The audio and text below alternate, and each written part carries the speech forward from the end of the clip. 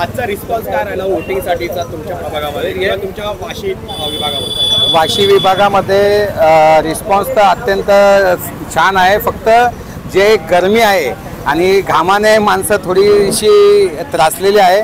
परंतु सकाळी सकाळी आमच्या इकडे ज्येष्ठ नागरिकांनी प्रथमच आज मी बघितले 7:10 आमच्या सेक्टर 16A मधले 33, 34, 35 हे जे तिन्ही बूथ आहेत, तिन्ही बूथला सकाळीच लाईन लागलेली होती. कारण उन्हाचा पारा वाढत दुपारी जातो, त्यामुळे जवळजवळ सगळे ज्येष्ठ नागरिक सर्वांनी सकाळीच आपले मतदान पूर्ण केलेले आहे. नरेंद्र मोदी यांना पुन्हा एकदा पंतप्रधान बनवण्यासाठी, नरेश म्हस्के यांना विजयी करण्यासाठी जनता किती उत्साही आहे? 100% तुम्ही आता आमच्या इकडचा उत्साह तुम्ही बघतच असाल. तुमच्या व्हिडिओ कॅमेरामध्ये तुम्ही शूट करा.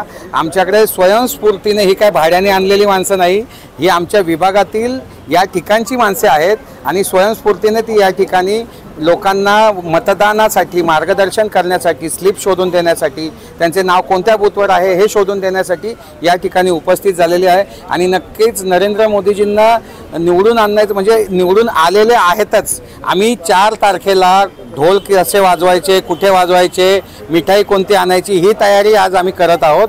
आणि देशाचं भवितव्य एक सुरक्षित हातात जावं, त्याचप्रमाणे आपल्या लहान मुलांचं भविष्य उज्ज्वल व्हावं आणि आपल्या देशाचा नावलौकिक संपूर्ण जगभरामध्ये असावा, यासाठी आज हे मतदान होत आहे. आणि नक्कीच नरेंद्रजी मोदी हे 3ऱ्यांदा पंतप्रधान होतील, यात तीळ मात्र शंका नाही. जिल्ह्यातील संदीप नाईक यांनी प्रचारामध्ये सक्रियता दाखवली, त्याचा काहीसा फायदा किंवा काही बदल तुम्हाला जाणवतो का आजच्या वोटिंग डेच्या दिवशी? तुम्ही बघत असाल जिल्हाध्यक्ष मान्य संदीपजी नाईक यांनी एकेका दिवसात 22, 24 मीटिंग घेतलेल्या आहेत. कमीत कमी म्हणजे सुरुवात झाल्यापासून या ठिकाणी आमच्याच वाशी मंडल कार्यालयामध्ये त्यांची 6वी ते 7वी बैठक होती. तुम्ही विचार करा, प्रत्येक असे 10 मंडल ते 11 मंडल आहेत नवी मुंबईमध्ये.